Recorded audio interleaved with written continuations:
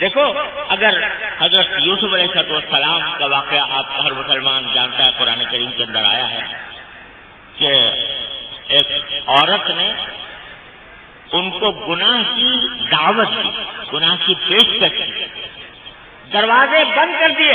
دروازوں پر تالے ڈال دیے اور کہا کہ آؤ گناہ کی دعوت کے لیے، گناہ کے اقدام کے لیے آؤ۔ اب یوسف علیہ السلام انسان ہیں، بشر ہیں، بھرپور جوانی ہے، خلوت ہے، تنہائی ہے، دروازے پر تالے پڑے ہوئے ہیں اور دل میں خیال بھی آ رہا ہے۔ قرآن کہتا ہے لقد ہمت بھی وہم بہا، زلیخا کے دل میں تو خیال تھا ہی تھا پکا کہ گناہ کرے۔ قرآن کہتا ہے کہ یوسف کے دل میں بھی خیال آ چلا تھا، ہم بہا، کیونکہ بشر تھے، انسان تھے، اللہ تعالیٰ نے دل میں جذبہ پیدا فرمایا تھا، اس لیے خیال ان کے دل میں بھی آ چلا تھا۔ لیکن اللہ تعالیٰ فرماتے ہیں اگر وہ اپنے پروردگار کی طرف سے دلیل نہ دیکھ لیتے تو مبتلا ہو جاتے، لیکن کیونکہ اللہ تبارک و تعالیٰ نے دل میں فجور کے ساتھ تقویٰ کا جذبہ بھی پیدا فرمایا تھا، اس واسطے حضرت یوسف علیہ السلام نے دو کام کیے۔ ایک یہ کہ اللہ تعالیٰ سے رجوع کیا کہ یا اللہ اس میں پھنس گیا ہوں، اس مصیبت میں مجھے اپنے فضل و کرم سے اس سے نکال دیا، اللہ تعالیٰ سے دعا کی، اور جتنا اپنے بس میں ممکن تھا دروازے کی طرف بھاگے، دوڑے، حالانکہ جانتے تھے کہ آگے دروازے پر تالے پڑے ہوئے ہیں، باہر نکلنے کا راستہ نہیں ہے، لیکن یہ سوچا کہ میرے بس میں اتنا ہی ہے کہ دروازے تک بھاگ کے چلا جاؤں، تو اللہ تعالیٰ سے دعا کی کہ اللہ میرے بس میں اتنا تھا کہ دروازے تک بھاگ کے چلا جاؤں، آگے دروازے کھولنا یہ آپ کی قدرت میں ہے، تو اے اللہ اپنی رحمت سے مجھے اس سے بچا لیجیے۔ دروازے کی طرف بھاگ کے چلے گئے، بھاگ کے جانے کے نتیجے میں کیا ہوا کہ جب پہنچے تو نہ صرف یہ کہ دروازے کے تالے ٹوٹ گئے بلکہ عورت کا شوہر کھڑا ہوا ملا۔ اللہ تبارک و تعالیٰ نے یہ کرشمہ دکھا دیا۔ یہ کمال جو یوسف علیہ السلام کا تھا، اگر کوئی فرشتہ ہوتا اس کے دل میں خواہش ہی نہ ہوتی، معصیت کی خواہش ہی نہ ہوتی، گناہ کا داعیہ ہی نہ ہوتا تو اس کا کوئی کمال نہیں تھا، لیکن یوسف علیہ السلام کے اندر خواہش پیدا کر کے اللہ تعالیٰ نے ان کو گناہ سے بچانے کی توفیق دی۔ یہ کمال تھا کہ جب انسان اپنے گناہ کے تقاضوں پر کو بچا کر سے اپنے آپ کو بچا کر تقویٰ کے راستے اختیار کرتا ہے تو اللہ تبارک و تعالیٰ کی طرف سے اس کا مقام فرشتوں سے آگے نکل جاتا ہے۔ اسی لیے حدیث میں آتا ہے کہ اگر کسی شخص کے دل میں کسی نامحرم عورت کی طرف دیکھنے کا جذبہ پیدا ہو، خواہش پیدا ہو، موقع بھی ہو، اور یہ فتنہ ہے جس میں آج عام ابتلا ہے کہ نامحرم کی طرف خوبصورت شکل کو دیکھنے کا دل میں جذبہ پیدا ہوا کہ میں اس کو دیکھ کر لذت حاصل کروں۔ اگر کوئی اللہ کا بندہ اس خواہش اور جذبے کو دبا کر اپنی نگاہ ہٹا لے تو قرآن نے یہ فرمایا کہ قل للمؤمنین یغضوا من ابصارہم ویحفظوا فروجہم، تو کیا ہوتا ہے؟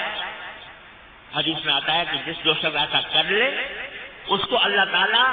ایمان کی ایسی حلاوت عطا فرماتے ہیں، ایمان کی ایسی مٹھاس عطا فرماتے ہیں جس کے آگے یہ بد نظری کی لذت ہیٹ ہو جاتی ہے، کیونکہ اس نے اللہ کی خاطر اپنی خواہش کو دبایا ہے۔ تو اللہ تبارک و تعالیٰ اس کو ایمان کی حلاوت عطا فرماتے ہیں، ایمان کی مٹھاس عطا فرماتے ہیں۔ تو پیغام سورت نے جو دیا ہے وہ یہ کہ یہ سارے تاریکی اور روشنی، تو فجور کی مثال تاریکی کی ہے اور تقویٰ کی مثال روشنی کی ہے کہ ہم نے تمہارے دل میں بھی یہ دونوں چیزیں پیدا کر دی ہیں، روشنی بھی اور اندھیرا بھی۔ فجور کا اندھیرا اور تقویٰ کی روشنی، تقویٰ کا نور۔ اب تمہارا کام یہ ہے کہ اپنے نفس کو، اپنی جان کو اس طرح پاک صاف بناؤ کہ تقویٰ کے جذبات کو ابھارو اور معصیت اور گناہ کے جذبات کو دباؤ، ان کو کچلو۔ جتنا جتنا اس کو کچلو گے، جتنا جتنے ان خواہشات کے خلاف کام کرو گے، اتنا ہی اللہ تبارک و تعالیٰ کے یہاں محبوب ہوتے جاؤ۔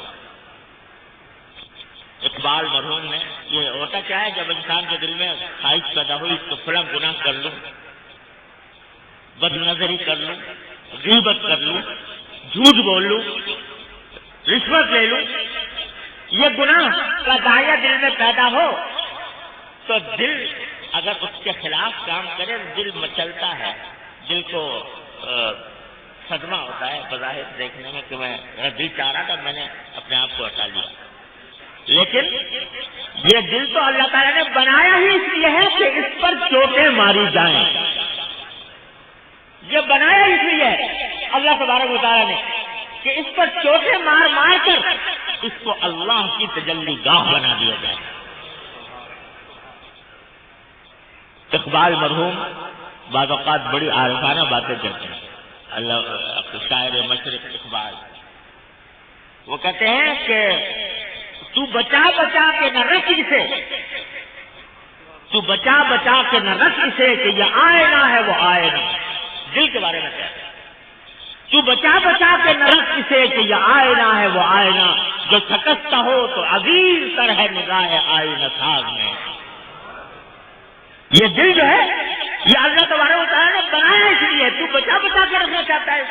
اس کو چوٹ نہ لگے، اس کو صدمہ نہ ہو، اس کی تکلیف نہ ہو۔ ارے یہ تو بنایا اس لیے کیا ہے کہ اس کو چوٹیں پڑے، اس کے اوپر ضربیں لگائی جائیں، اور جتنا جتنا یہ ٹوٹے گا اتنا ہی آئے گا ساز کی نگاہ میں عزیز ہوگا۔ تو بچا بچا کے نہ رکھ اسے کہ یہ آئینہ ہے وہ آئینہ، جو شکستہ ہو تو عزیز تر ہے نگاہ آئینہ ساز میں۔ جب کوئی اس طرح اپنے دل کو توڑتا ہے، جب کوئی اس طرح اپنے دل کو توڑتا ہے، یعنی خواہشات کو اللہ تبارک و تعالیٰ کی خاطر کچلتا ہے، جب اس طرح اپنے دل کو توڑتا ہے تو اللہ تبارک و تعالیٰ اپنے فضل و کرم سے اس کو اپنی تجلی گاہ بناتے ہیں۔ میرے شیخ حضرت عارفی قدس اللہ تعالیٰ سرہ ایک شعر پڑھا کرتے تھے، پہلے کبھی سننے نہیں آیا تھا، اس کا مطلب حضرت کے فرمانے سے سننا ہے۔ فرمایا کہ یہ کہہ کے کاسا ساز نے پیالہ پٹک دیا، یہ کہہ کے کاسا ساز نے پیالہ پٹک دیا، اب اور کچھ بنائیں گے اس کو بگاڑ کے۔ کہ جیسے پیالہ بنانے والے نے پیالہ بنایا اور بنا کر توڑ دیا۔ کیوں توڑا بھائی؟ تو وہ کہتا ہے کہ اب اور کچھ بنائیں گے اس کو بگاڑ کے، اس کو جب یہ بگڑے گا ٹوٹے گا تو ٹوٹنے کے نتیجے میں اس کی ایک نئی صورت پیدا ہوگی، نیا اس پر جمال آئے گا، نئی اس پر رونق آئے گی، اور یہ اللہ تعالیٰ کی تجلی گاہ ہے۔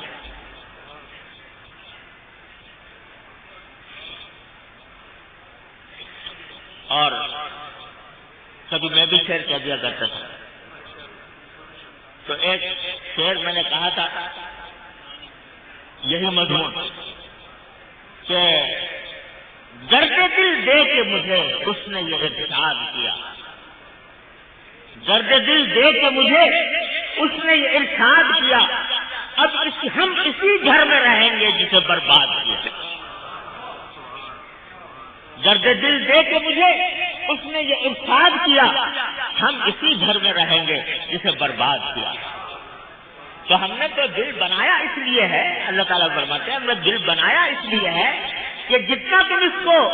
توڑو گے، اپنی خواہشات کے خلاف کام کر کر کے توڑو گے، اتنی ہی یہ میں اس کو اپنا گھر بناؤں گا،